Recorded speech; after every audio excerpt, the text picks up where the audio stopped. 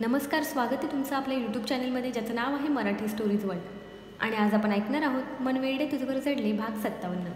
पण त्याआधी ज्यांनी अजून माझ्या चॅनलला सबस्क्राईब केलेलं नाही आहे, प्लीज जाऊन चॅनलला सबस्क्राईब करा. तसंच स्टोरी आवडत असेल तर छान छान कमेंट करायला आणि लाईक करायला देखील विसरू नका. श्रीने सावित्रीबाईंकडे भरलेल्या डोळ्यांनी बघितलं. श्री, जा आणि शोधून आण माझ्या सुनेला. सावित्रीबाई त्याच्या जवळ येत त्याच्या डोक्यावरून हात फिरवत बोलल्या. आणि श्रीच्या चेहऱ्यावर एक आशेचा किरण दिसला. दुसऱ्या दिवशी आदित्यने श्रीला पोलीस स्टेशनमधून डायरेक्ट त्याच्या घरी बोलवलं होतं. आदित्य घरी येऊन फ्रेश होत होता की श्रीसुद्धा आला. तो नेहमीप्रमाणे अदितीच्या रूममध्ये फ्रेश होण्यासाठी गेला. अदितीच्या रूममध्ये आधी, स्मिताताई आणि श्री सोडलं तर कुणालाच जाण्याची परमिशन नव्हती. तिची रूम जशी होती तशीच ठेवली होती आदित्यने. एक हक्काचं ठिकाण होतं त्या तिघांसाठी ते. जेव्हा जेव्हा तिची आठवण यायची, स्मिताताई आणि आदित्य तिथेच जाऊन बसायचे. श्रीसुद्धा फ्रेश होण्यासाठी तिच्या रूममध्ये गेला. श्रीने वॉर्डरोब ओपन केलं. त्या वॉर्डरोबमध्ये अदितीचे भरपूर कपडे होते. त्याने त्या कपड्यांवरून अलगद प्रेमाने हात फिरवला. त्यात तिला बड्डेला दिलेली पिंक कलरची साडीसुद्धा होती. श्रीने त्याला गिफ्ट दिली होती. त्याने ती साडी जवळ घेतली आणि छातीशी कवटाळली. आदिती, प्लीज परत ये ग माझ्याकडे. तुझ्याशिवाय हा श्री अपूर्ण आहे. खूप आठवण येते ग तुझी. तुझ्याशिवाय नाही जगू शकत मी. प्लीज परत ये माझ्याजवळ, श्री म्हणाला. आणि ती साडी ठेवून तो फ्रेश व्हायला निघून गेला. श्री फ्रेश झाला आणि हॉलमध्ये जाऊन बसला. श्री, वरती टेरेसवर बसूया आपण. तू वरती जा. आधी तिथेच आहे, मी पण आले. कॉफी आणि काहीतरी खायला घेऊन येते, साक्षी म्हणाली. आणि श्री वरती टेरेसकडे निघाला. आदितीला शोधायचं हे तर त्यांनी काल ठरवलं, पण कसं शोधायचं, कुठे सुरुवात करायची, कशी करायची हे ठरायचं होतं. खरं तर आदितीला शोधणं म्हणजे अंधारात दगड मारून पाहण्यासारखं होतं. असं असलं तरी त्यांना एक चान्स घ्यायचा होता. श्री, त्या बाबांच्या मते आदू एकतर द्वारकेला असावी, नाहीतर नॉर्थमध्ये, आदित्य म्हणाला. पण आधी त्यांनी जर तिला पाहिलं असेल तर त्यांनी एकाच ठिकाणी पाहिलं असेल ना. ते दोन ठिकाणांची नावं का घेत होते? श्री पण गोंधळला होता. ते तर आहे, पण ते कुठून आले होते, कुठे गेले, काहीच कळलं नाही. मी त्यांचा शोध घेण्याचा प्रयत्नसुद्धा केला आज, आदित्य म्हणाला. आधी आपण परत उद्या त्यांना एकदा शोधू, बघू काही हाताला लागते का, श्री म्हणाला. आणि समजा ते नाही भेटले तर आपल्याकडे बॅकअप प्लॅन रेडी पाहिजे, साक्षी म्हणाली. मी एक काम करतो, उद्याचा दिवस थांबतो. परवा यूपी आणि गुजरातमध्ये, सौराष्ट्रात अदितीचे फोटो आणि डिटेल्स पाठवून तिचा शोध घेण्याचं काम चालू करतो. काहीतरी अपडेट्स नक्की मिळतील, आदित्य म्हणाला. हो, हे चालेल, असं करूया, श्री म्हणाला. आणि साक्षीनेही हो म्हटलं. तिघेही खाली आले तर स्मिताताई त्यांचीच वाट पाहत बसल्या होत्या. श्री बेटा, जेवण रेडी आहे, जेवूनच जा. तुम्ही बसा, मी जेवण लावते. स्मिताताई किचनमध्ये गेल्या. साक्षीसुद्धा त्यांच्या पाठोपाठ गेली आणि जेवण बाहेर आणायला त्यांना मदत करत होती. साक्षी, तू पण बस बाळा, बकुळा वाढेल सर्वांना, स्मिताताई म्हणाल्या. श्री, आदित्य, तुमचं काही ठरलं का? कसं शोधायचं आदितीला ते? प्रतापरावांनी विषय छेडला आणि काकींच्या चेहऱ्यावर आठा उमटल्या. बघू, उद्या त्या साधू महाराजांना शोधायचं आहे. त्यांनी आदूला नेमकं कुठं पाहिलं हे विचारायचं आहे त्यांना. मग पुढे ठरवू काय करायचं ते, आदित्य म्हणाला. त्या ढोंगी बाबांनी उगाच काहीतरी सांगायचं म्हणून सांगितलं आणि तुम्ही ते ऐकत आहात. मला तर बाई कमालच वाटते तुमची. तुम्ही दोघे एवढे मोठे ऑफिसर असून ह्या गोष्टींवर विश्वास ठेवत आहात. मेलेला माणूस कधी परत येतं का? काकींनी गरळ ओकली. त्यांचं बोलणं ऐकून श्रीच्या हाताच्या मुठ्ठी घट्ट झाल्या होत्या. आदित्यने त्याचा हात दाबला, त्याला शांत राहायला सांगितलं. साक्षीला देखील खूप राग आला होता.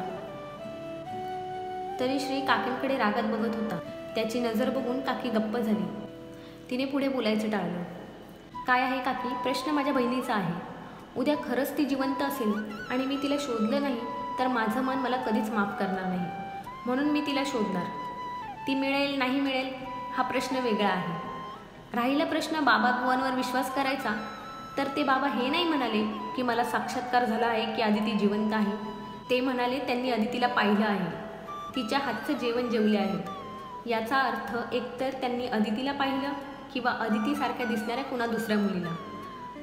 आणि मला ते शोधायचं आहे की त्यांनी कुणाला पाहिलं, आदित्य शांततेत म्हणाला. आदित्यचं बोलणं ऐकून काकींचं तोंडच उतरलं. त्या काहीच बोलल्या नाहीत. पण आदित्यचं बोलणं ऐकून सगळ्यांनाच त्याचं बोलणं पटलं होतं. ठरल्याप्रमाणे दुसऱ्या दिवशी आदित्य आणि श्रीने त्या साधूबाबांना शोधण्याचा खूप प्रयत्न केला. आदित्यने त्याची खास आणि निवडक माणसंसुद्धा कामाला लावली होती. श्रीने सुद्धा जोशी आणि त्याच्या माणसांना त्या बाबांच्या मागावर लावलं होतं. दिवसाची रात्र झाली पण ते काही भेटले नाही. हे तर अगदी अशक्य होतं. एक DSP तर दुसरा SP ह्यांनी शोध घेऊन सुद्धा कुणी सापडत नाही. हे तर पचनी न पडण्यासारखंच होतं. शेवटी श्रीने गुरुजींचा आश्रम गाठला. गुरुजी, तुम्हाला काही कल्पना आहे का? परवाचे ते साधू महाराज मला कुठे भेटू शकतात? कालपासून मी आणि माझे डिपार्टमेंट त्यांना शोधत आहे, पण त्यांचा पत्ता लागत नाही. श्रीरंग ते नाथपंथी बाबा आहेत. एका जागेवर थांबत नाहीत. शिवाय ते हिमालयात किंवा गिरनार क्षेत्री राहतात. त्यांना इथे पाहणं किंचितच. कदाचित ते त्याच दिवशी इथून गेले असावेत. पण एक आहे, त्यांचा शब्द खोटा होणार नाही असं माझं मन मला सांगत आहे, गुरुजी म्हणाले. येतो मी. श्रीने गुरुजींना नमस्कार केला आणि तो निघाला. कदाचित आज पहिल्यांदा तो मठात गेला होता. दुसऱ्या दिवशी आदित्यने सौराष्ट्र आणि UPच्या पोलीस वरिष्ठ अधिकाऱ्यांशी बोलून त्यांना अदितीचा शोध घेण्याच्या कामात मदत करण्याचं आव्हान दिलं. तिथल्या अधिकाऱ्यांनी आदित्यला त्याला लागेल ती मदत करण्याचं आश्वासन दिलं आणि अदितीचा शोध करायला सुरुवात झाली. आदित्य रोज तिथल्या ऑफिसरांकडून अपडेट्स घेत होता. बघता बघता महिना उलटून गेला होता, पण काहीही हाताला लागलं नव्हतं. तिथल्या ऑफिसर्सबरोबर बोलले असता त्यांचं असं मत होतं की फक्त फोटोच्या आधारावर एवढ्या मोठ्या लोकसंख्या असलेल्या स्टेटमध्ये एका मूल्यात ते कसं शोधणार. त्यांच्या पद्धतीने ते प्रयत्न करत आहेत, पण त्यांनासुद्धा लिमिट्स आहेत. श्री आणि आदित्य दोघेही निराश झाले होते. कदाचित आपण मृगजळाच्या मागे धावत आहोत असं त्यांना वाटायला लागलं होतं. श्रीची हालत तर खूपच खराब होती. आशेचा किरण त्याला मावळताना दिसत होता. तू अजून झोपली नाहीस? श्रीने सावित्रीबाईंना जागं पाहून विचारलं. नाही, तुझ्याबरोबर बोलायचं होतं म्हणून थांबले, सावित्रीबाई म्हणाल्या. बोल ना, काय बोलायचं आहे तुला? श्री समोर बसत म्हणाला. तू फ्रेश होऊन ये, मी जेवण घेते, मग सावकाश बोलू. सावित्रीबाई हलकंसं हसत म्हणाल्या. बरं, आलोच मी, श्री म्हणाला आणि रूममध्ये गेला. जेवण झाल्यावर श्री सावित्रीबाईंच्या मांडीवर डोकं ठेवून झोपला होता. आई, काय बोलायचं आहे, बोल ना. श्री, तू 2-3 दिवस झाले डिस्टर्ब दिसत आहेस. काही प्रॉब्लेम आहे का? सावित्रीबाईंनी विचारलं. नाही, प्रॉब्लेम असा काही नाही, पण अदितीची काहीच इन्फॉर्मेशन नाही मिळाली अजून. पोलीस शोध घेत आहेत, पण महिना झाला काहीच प्रगती नाही. आता असं वाटतंय काहीच अर्थ नाही या सगळ्याचा. आम्ही उगाच शोधाशोध करत आहोत. श्रीच्या चेहऱ्यावर निराशा होती. गेले महिनाभर सावित्रीबाई श्रीला बघत होत्या. त्याच्या चेहऱ्यावर एक उमेद होती. जीवन जगण्याची एक आशा त्याला मिळाली होती. पण मागचे 2 दिवस त्याच्या चेहऱ्यावरचा रंग उडाला होता. तो परत उदास वाटत होता. श्री, मी एक गोष्ट सांगितली तर ऐकशील? सावित्रीबाई म्हणाल्या. सगळं ऐकेन, फक्त अदितीला विसर हे बोलू नको. ते नाही होणार माझ्याकडून. श्री भरलेल्या डोळ्यांनी म्हणाला. श्री, मला वाटतं अदितीला तू स्वतः शोधायला हवं. तुझी एखादी गोष्ट हरवली तर दुसरं कुणी इतक्या तगमगतेने शोधेल का, जितक्या तगमगीने तू शोधशील? माहिती नाही मला असं का वाटत आहे की अदिती तुझी वाट पाहत आहे. तिला तूच शोधू शकतो असं मला वाटतं. आई, श्री भरलेल्या डोळ्यांनी पुन्हा आईकडे पाहत होता. हो राजा, मला माहीत आहे. तुझं सुख फक्त अदितीबरोबर आहे. गेला 1 महिना बघत आहे तुला. अदिती ह्या जगात आहे हे ऐकून तुझ्या चेहऱ्यावर तेज आलं आहे. माझ्या परमेश्वरावर विश्वास आहे. त्याने नक्कीच तुझ्यासाठी काहीतरी चांगलं ठरवलं असेल. आपली अदिती नक्की परत येईल. तुझी अदिती तुला परत मिळेल, पण त्यासाठी तुलाच प्रयत्न करावे लागतील. सावित्रीबाई त्याच्या डोक्यावरून हात फिरवत म्हणाले. पण आई, मी कुठून सुरुवात करू तिला शोधायची? मला वाटतं तू तिला शोधायला सुरुवात कर, मार्ग आपोआप दिसेल, सावित्रीबाई म्हणाल्या. थँक्यू आई, थँक्यू सो मच, श्री सावित्रीबाईंच्या हाताला किस करत म्हणाला. नेक्स्ट डे श्रीच्या टेबलवर सर्व पेंडिंग फाईल्स येऊन पडल्या होत्या. श्रीनेच तसं करायला सांगितलं होतं. त्याने फाईल्सवर एक नजर फिरवली आणि स्लीव्सचे हँड फोल्ड करत तो चेअरवर बसला. त्याला जास्तीत जास्त पेंडिंग केसेस निकालात काढायच्या होत्या.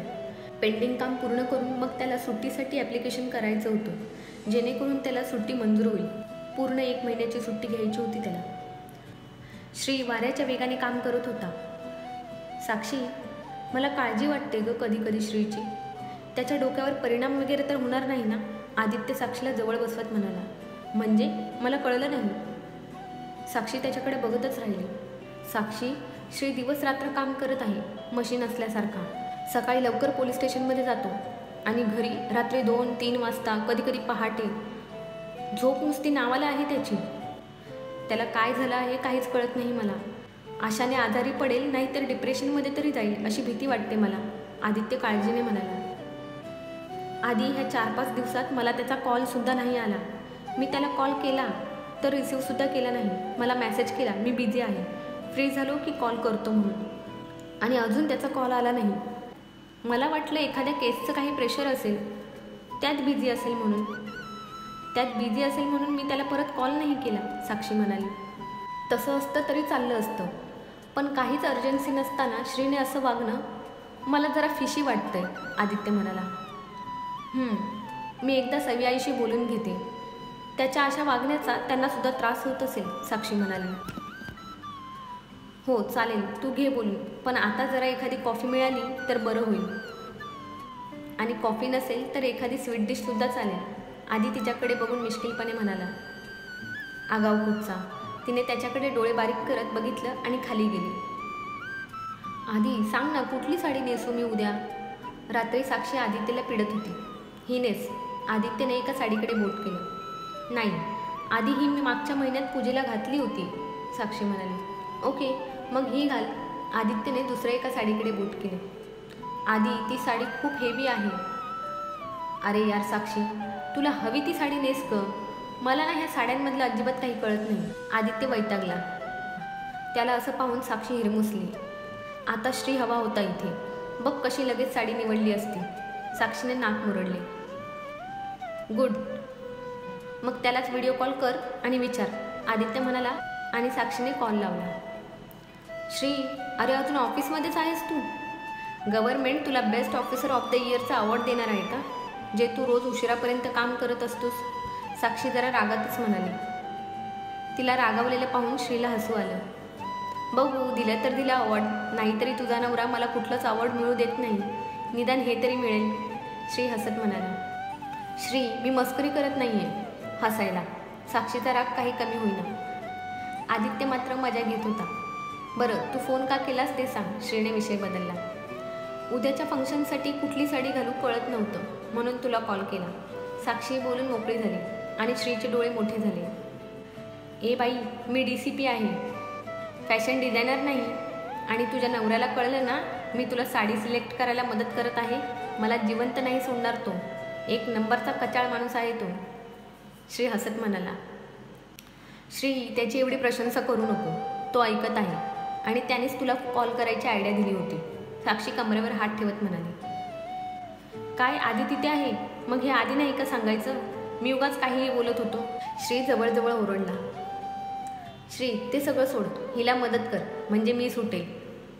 मला झोप आली आहे आणि हिचं काही उरकत नाही, आदित्य आळस देत म्हणाला. साक्षी, काय ग तुझा हा नवरा किती अरसिक आहे, चल दाखव मला साड्या, श्री म्हणाला आणि साक्षीने बॅक कॅमेरा चालू केला. ती बघ, ती येल्लो आणि रेड कॉम्बिनेशनवाली साडी छान दिसेल तुला, श्री म्हणाला. हो ना, थांब 1 मिनिटं. तिने मोबाईल आधीकडे दिला आणि साडी अंगावर टाकली. हा कलर चांगला दिसतोय माझ्यावर, तिने दोघांनाही विचारलं. 1 नंबर, आधी म्हणाला. हो साक्षी, छान दिसेल तुला हा रंग, श्री म्हणाला. थँक्यू श्री. अरे पण घरी मदत लागेल म्हणून तरी लवकर जायचं होतंस ना आज.